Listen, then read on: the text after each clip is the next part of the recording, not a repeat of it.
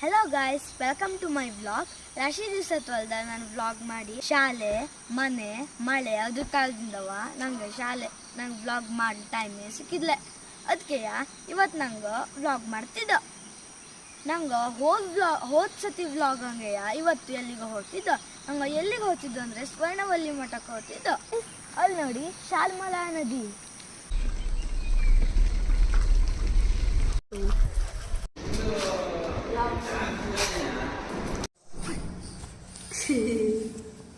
ನಮಃ ಓಂ ನರಾಯ ನಮಃ ಓಂ ಶೌರಿಣೇ ನಮಃ.